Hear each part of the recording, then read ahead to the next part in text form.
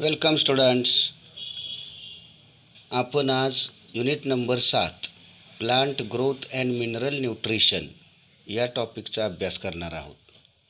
आता या टॉपिकमध्ये plant growth म्हणजे वनस्पतीची वाढ आणि मिनरल न्यूट्रिशन म्हणजे क्षार पोषण, म्हणजेच वनस्पती ज्या क्षार घेतात जमिनीतून त्या क्षारांचं वेगवेगळे प्रकार आणि त्यांचा अभ्यास हे आजच्या टॉपिकमध्ये आहे.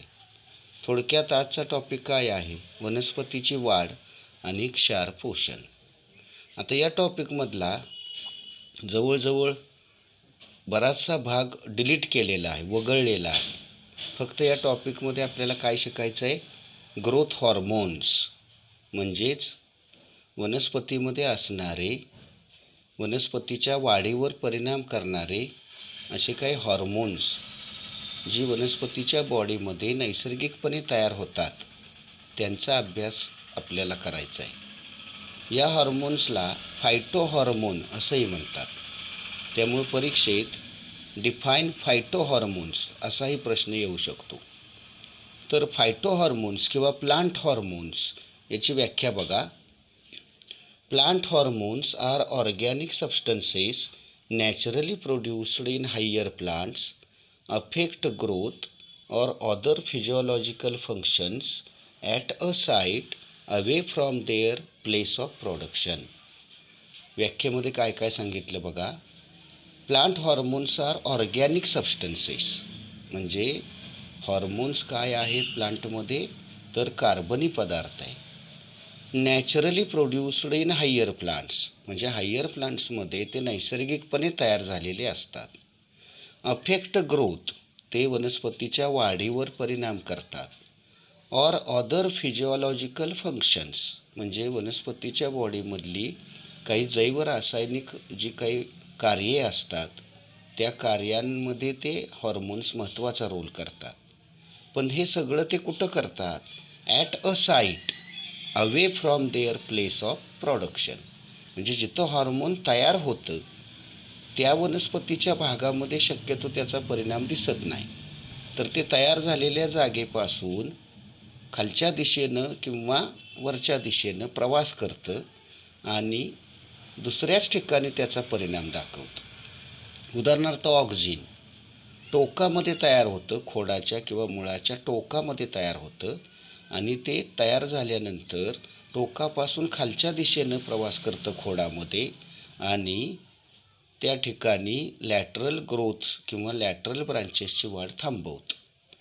अशा पद्धतीनं हॉर्मोनच्या व्याख्येमध्ये काय काय सांगितलं आहे?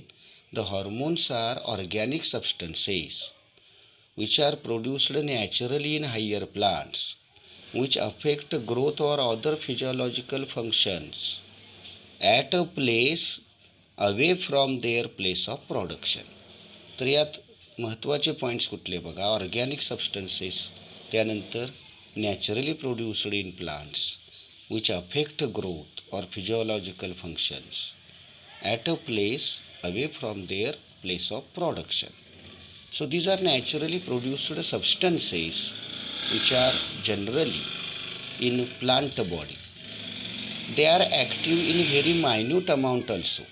याचा अर्थ काय? तर अत्यंत कमी प्रमाणात जरी ते प्लांटमध्ये असले तरीसुद्धा त्यांचा प्रभाव वनस्पतीच्या वाढीवर होतो. म्हणजे ते अत्यंत कमी प्रमाणात सुद्धा खूप क्रियाशील असतात. अशा अर्थानं हॉर्मोनची व्याख्या आहे. सम हॉर्मोन्स प्रमोट ग्रोथ. काही हॉर्मोन्स वाढीला चालना देतात. while some hormones inhibit or modify the growth म्हणजे काही इतर हॉर्मोन असे आहेत की जे वाढ थांबवतात किंवा वाढीला विरोध करतात किंवा ग्रोथचं मॉडिफिकेशन करतात. ग्रोथ प्रमोटर्स म्हणजे जे हॉर्मोन्स वनस्पतीच्या वाढीला चालना देतात त्यांना प्रमोटर्स म्हणतात. So growth promoters are auxins, gibberellins, cytokinins. 3 नाव आहेत बघा हॉर्मोनची. ऑक्झिन्स, जिब्रेलिन्स आणि सायटोकायनिन्स हे 3 हॉर्मोन ग्रोथ प्रमोटर म्हणून काम करतात म्हणजे वनस्पतीच्या वाढीला चालना देतात.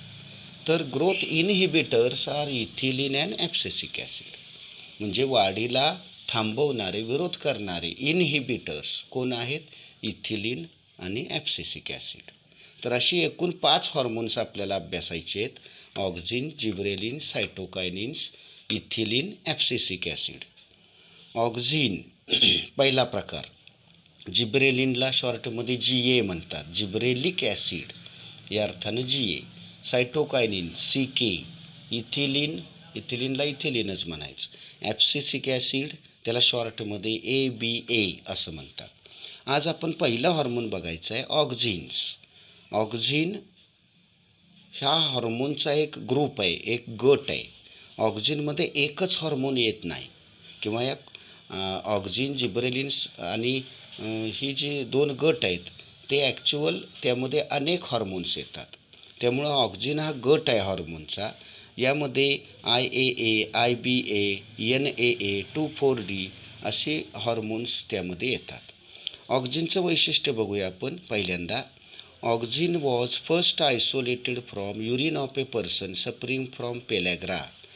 म्हणजे पेलॅग्रा नावाचा आजार झालेल्या माणसाच्या युरिनमधून 1931 पहिल्यांदा ऑक्झिन वेगळं करण्यात आलं आणि ते पहिलं ऑक्झिन आपण म्हणू. तर पेलॅग्रा हा आजार काय आहे?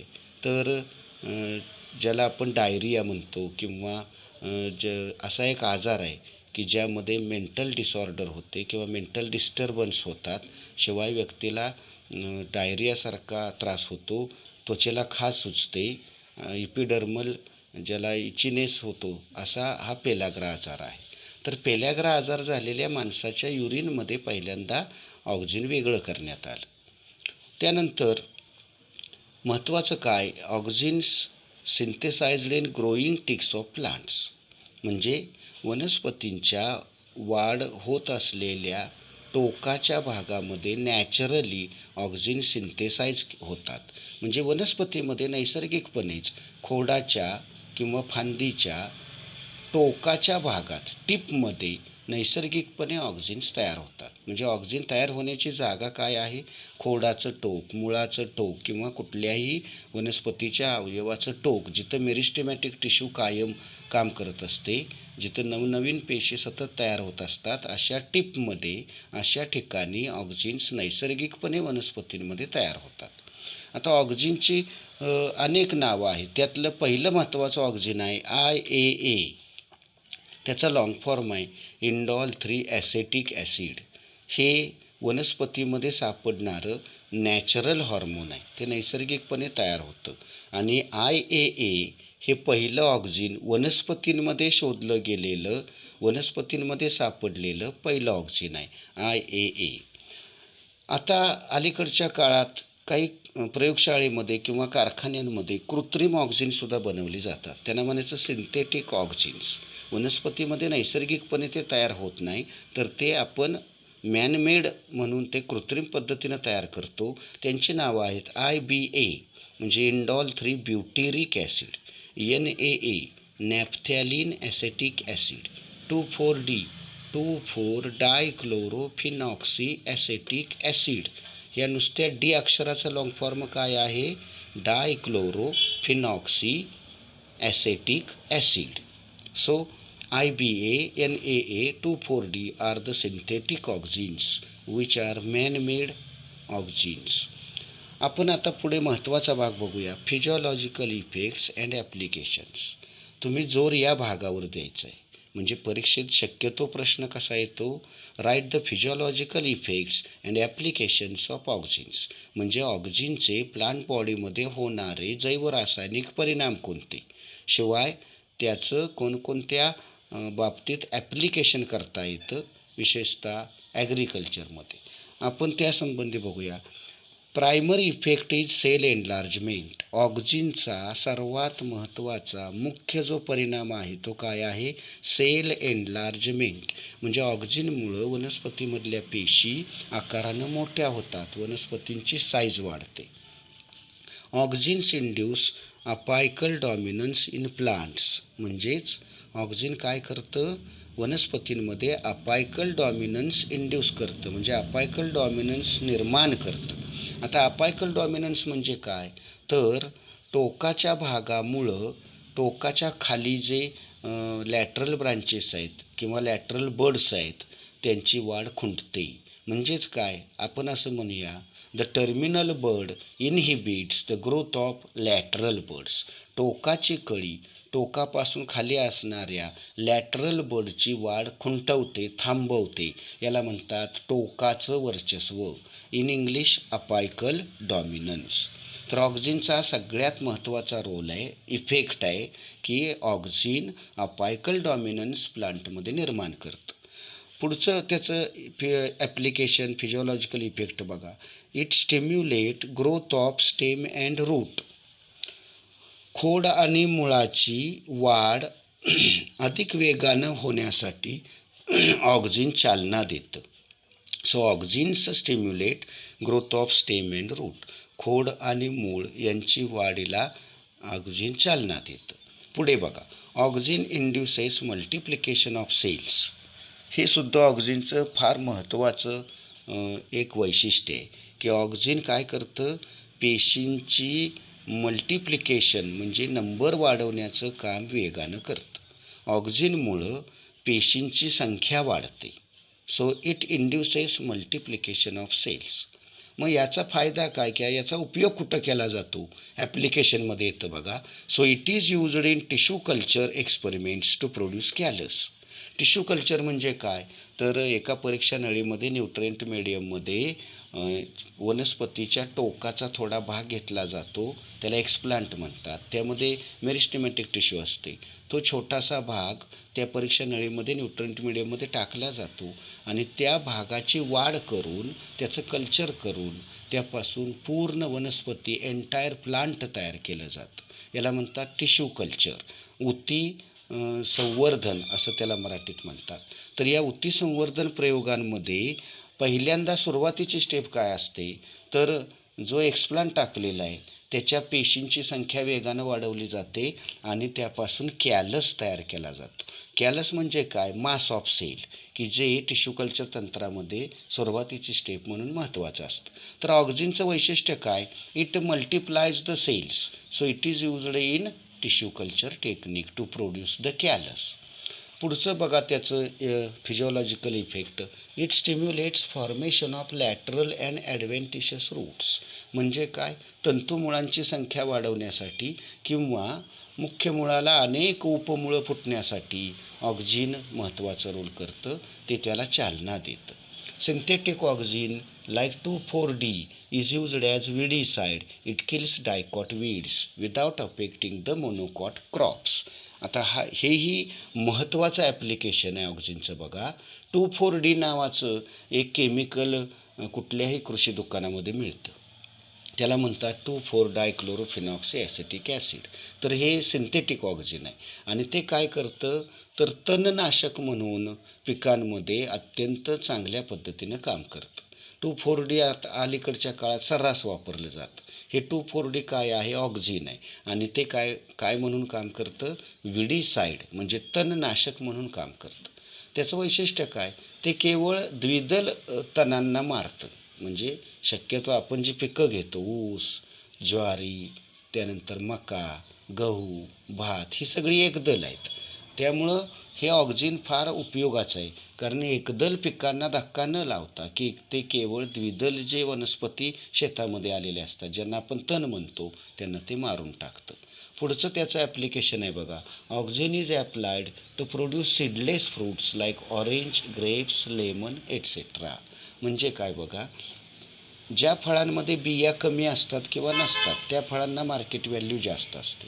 अलीकडच्या काळात बघा द्राक्षांमध्ये फारशा बिया आपल्याला दिसत नाहीत. याचं कारण काय, तर ती सीडलेस आहेत, म्हणजे बिया विरहित आहेत. To produce the seedless seed is called parthenocarpy. बिया विरहित फळं बनवणं याला म्हणतात पार्थेनोकार्पी. म्हणजे काय, तर seeds without fruits, orange, Apple, त्यानंतर ग्रेप्स, लेमन यासारख्या वनस्पतींमध्ये ऑक्झिनचा वापर केला जातो आणि ते एक्सटर्नली ॲप्लाय केलं फुलांमध्येच तर सीडलेस फ्रूट्स तयार होतात. हे एक महत्त्वाचं ॲप्लिकेशन ऑक्झिनचं आहे. पुढचं त्याचं ॲप्लिकेशन आहे auxins promote cell division in the cambium which causes early differentiation of xylem and phloem. आपल्याला माहिती आहे सेकंडरी ग्रोथ होण्यासाठी वनस्पतीमध्ये झायलेम आणि फ्लोएम या कंडक्टिंग टिश्यूज तयार होणं गरजेचं असतं. जर ऑक्झिनचा वापर केला तर ऑक्झिन काय करतं, सेल डिव्हिजन प्रमोट करतं.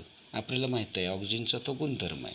त्यामुळं होतं काय, कॅम्बियममधल्या पेशींचं वेगानं सेल डिव्हिजन होतं आणि त्यामुळं झायलेम फ्लोएम या ऊती लवकर तयार होतात प्लांटमध्ये आणि सेकंडरी ग्रोथ वेगानं होते. त्याचं पुढचं ॲप्लिकेशन आहे auxins induce flowering in pineapple and litchi. Litchi, pineapple यासारख्या फळांमध्ये किंवा या फ्रूट प्लांटमध्ये फ्लावरिंग भरभर आणि वेगानं लवकर यावं म्हणून सुद्धा ऑक्झिनचा वापर केला जातो. त्याचं पुढचं ॲप्लिकेशन आहे ऑक्झिन्स ब्रेक डॉर्मन्सी अँड इंड्यूस जर्मिनेशन. डॉर्मन्सी म्हणजे बियांची सुप्तावस्था. त्या विशिष्ट काळामध्ये बिया रुजत नाहीत. ऑक्झिन काय करतं, बिया लवकर रुजण्यासाठी त्यांची डॉर्मन्सी ब्रेक करतं, म्हणजे त्यांची सुप्तावस्था तोडतं आणि बियांना रुजण्यासाठी भाग पाडतं. याला म्हणतात ऑक्झिन्स ब्रेक डॉर्मन्सी, सुप्तावस्था तोडतात, अँड इंड्यूस जर्मिनेशन म्हणजे बियांचं रुजणं अधिक लवकर होण्यासाठी ते चालना देतात. So this is about auxins and their physiological effects and applications.